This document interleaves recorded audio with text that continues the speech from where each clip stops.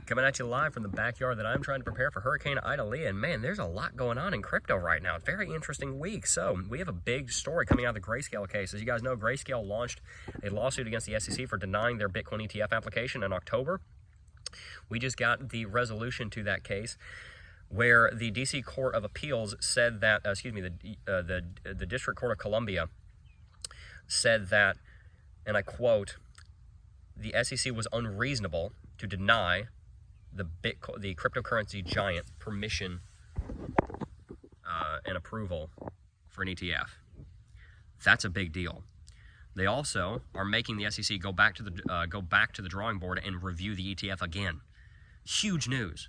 So if you're wondering why Bitcoin just rallied $1,500 at the time of recording this in the span of about 10-15 minutes, that's why. And over on GBTC, the actual GRAYSCALE Bitcoin Trust, Bitcoin's up by over 15%. On the price, it's up by about 5%. On the GBTC, it's up by about 15% because, of course, there's that difference. GBTC has been trading at almost a 50% discount compared to Bitcoin, largely as a result of what's been going on with the SEC. But now that's been resolved. GBTC is going up through the moon right now. And if you're in GBTC, you're having a good day right now. If you're in Bitcoin, you're having a good day. If you're in Ethereum, you're having a good day. At the same time, the Dixie is dropping, the S&P 500 is rallying, and Ethereum just broke bullish out of a descending wedge that's been in for the last 2 months. So everything is going very well for Bitcoin right now. Bitcoin's been trading sideways for the last couple of weeks down here around the $26,000 range, and we've been expecting that Bitcoin would have some kind of catalytic event at some point relatively soon that would send it through a breakout. If you guys were on Coffee and Crypto this morning and watching me, we had a trade setup that actually ended up coming true. You would have made profit twice in that. You would have made 3% or more with no leverage in about 3 minutes, and then the next, maybe about 10 minutes or so. The next trade you would have made a couple of percent again in just the span of a few minutes trading that breakout using our trading strategy. We were expecting that potentially Jackson Hole and Jerome Powell's speech at Jackson Hole to be the catalytic event that would lead to a breakout. We were expecting it might even be a downwards breakout coming last Friday. Jerome Powell was pretty neutral as far as he was a little bit bearish, a little bit hawkish, but not very much so. And it didn't end up moving the market very much. Bitcoin showed a lot of strength in that. Bitcoin managed to hold on to support very strong, in a very strong way. We saw a little bit of bearishness, but we held on.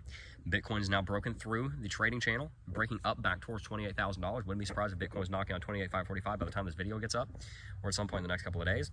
This, I believe, is the catalytic event that will likely send Bitcoin into a major rally. If you're using Lux Algo, you're going to need to pay very close attention because Lux Algo is probably going to give you a confirmed buy signal. It's already got a buy signal. Will probably give you a confirmed buy signal, which will likely give us a price target north of $34,000, which is very exciting. If you don't have Lux Algo, use coupon code JEB30, JEBB30 for 30% off at checkout. It's wonderful. It's going to help you a lot. I'm going to be showing you it on the channel. And from here on out, guys, I think that things are going to start looking a lot better for Bitcoin. I think this downtrend, this correction may be over. It's technically a little bit too early to call that, but this is a huge story. Now, a couple of things I want to hammer home here. This is not a Bitcoin ETF application approval yet. This is not the the Court of the District of Columbia saying that they have to approve a Bitcoin ETF. It is their opinion, not their ruling, that it was unreasonable to not grant permission for the Bitcoin ETF application that GRAYSCALE gave, but it was not a ruling that they had to actually grant it.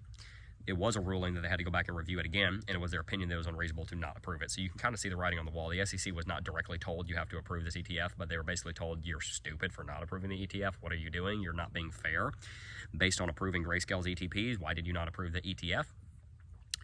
It's a reasonable ruling that we know because Gary Gensler is very politically motivated. So let's talk about kind of the long-term implications here. Does this change whether or not an ETF is coming relatively soon? Yes. This makes a big difference because now there's legal precedent. Whenever a court case is decided, you get something called precedence. And whenever you get precedence, which sets a precedent, got to go back to English class sometimes here. When you set precedence, it essentially says that the court ruled this way in this type of case before.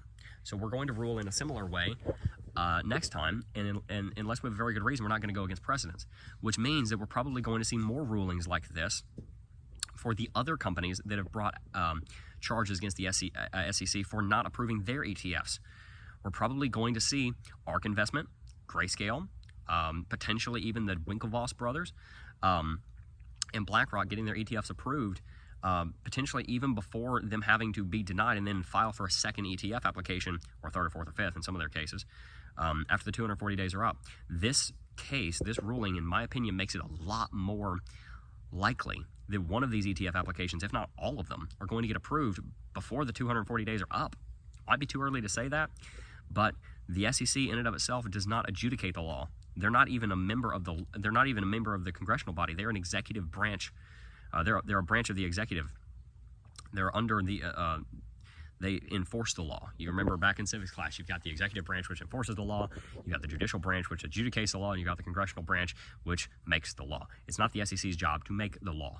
That is Congress's job to make the law, and the court's job to adjudicate the law. Well, the courts just judged that the SEC was unreasonable. That is lawyer speak for saying you made a bad choice.